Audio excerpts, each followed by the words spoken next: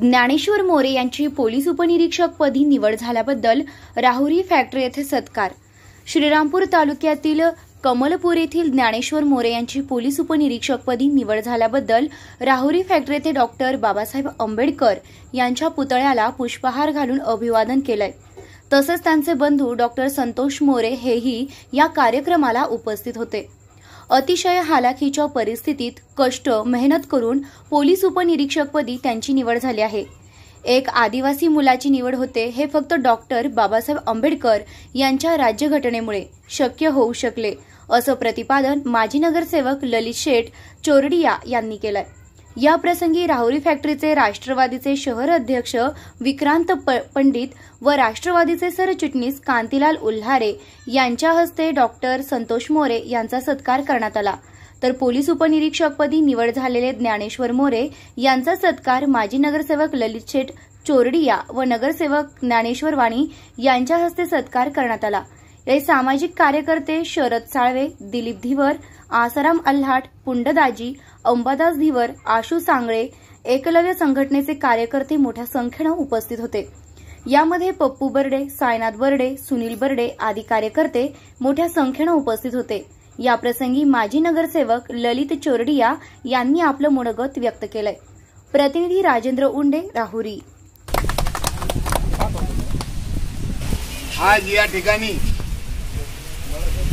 आपल्या शेजारी जो श्रीरामपूर तालुका आहे त्या ठिकाणचे टाकळीम्या गावामध्ये ज्यांचं हॉस्पिटल आहे आणि मूळ राहणार कमालपूर म्हणजे जे आपल्या आदरणीय मुरकुटे साहेबांचं गाव आहे त्या गावचे ज्ञानेश्वर भाऊ यांची PSI पदी निवड झालेली आहे।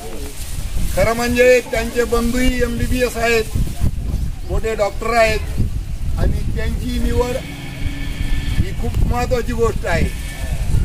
ज्यावेळेस हजारो विद्यार्थी अभ्यास करतात त्यानंतर एखाद्याची निवड होती आणि आज एक अतिशय दुर्लक्षित असा समाज म्हटलं तर वावं ठरू नये। मी आमच्या बीड जिल्ह्याचं उदाहरण सांगतो। हे आदिवासी समाज हा अगोदर गावाच्या बाहेर राहायचा, परंतु डॉक्टर बाबासाहेब आंबेडकरांनी घटना केल्यावर गेल्या 60-70 वर्षापासून तुम्ही आम्ही सगळे एक झालो आणि त्यांना सामावून घेतलं आणि इतका आमच्या इकडे तर एकही असं शिकलेला माणूस भेटणार नाही त्या काळात बरं का। म्हणजे मलाही येऊन 40 वर्ष झाले, त्या काळातली गोष्ट सांगतो मी की मारुती मामा म्हणून एक होते आमचे, या समाजाचे होते, ते आमचे शेतं बितं राखायचे, त्यांना ते जागल्या म्हणायचे। सत्य गोष्ट सांगतो, अतिशय प्रामाणिक माणसं, एकदा शब्द दिला विषय नाही। परंतु आजकाल थोडा बदल झालेला आहे, सगळे मुलं शिकायला लागलेले आहेत।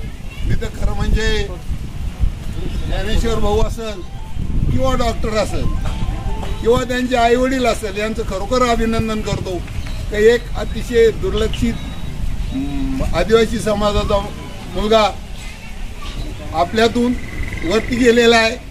मी त्यांना एकच विनंती करील आणि डॉक्टर साहेबाला विनंती करील व जे गोरगरीब लोक असतात, नडलेले आडलेले असतात, त्यांना योग्य सल्ला द्या। कमीत कमी पोट तर चाललं पाहिजे, कमीत कमी फी घेऊन त्यांच्यावर उपचार करा। आणि भाऊ तुम्ही खूप मोठी ही पद मिळालेलं आहे आणि दोन धारी पद आहे। ज्यावेळेस तुम्ही काम करतात त्यावेळेस कुणी तुम्हाला आपल्याहून बी एक काळ असा होता, आपला बी खूप वाईट होता आणि त्या काळाची आठवण ठेवली तर निश्चित यश रे असं दोन्ही हाताने देतं। मी त्याचं उदाहरण आहे, मी या ठिकाणी 150 रुपयांनी कामाला होतो, आम्ही काय करतो वाऱ्या माऱ्या केलेलं, परंतु भगवंतून पुढचं हे लाईफ अगदी तुम्ही उच्च पदाला जाओ अशी मी सर्वांच्या वतीने या ठिकाणी परमेश्वराची प्रार्थना करतो ना माझे 2 शब्द संपवतो। जय हिंद, जय महाराष्ट्र। या बोलवून जे सत्कार केला त्याच्याबद्दल आमचे पूर्णपणे आपले आभारी राहील आणि गावाचे तुम्ही जे मार्गदर्शन केले ते निश्चितच पण पुढे त्यांचे ते अंगीकृत आणतील अशी अपेक्षा करू। कार्यक्रम संपला. ताज्या बातम्यांसाठी आणि नवनवीन अपडेट्ससाठी SRB न्यूजला सबस्क्राईब करा आणि बेल आयकॉनला प्रेस करा।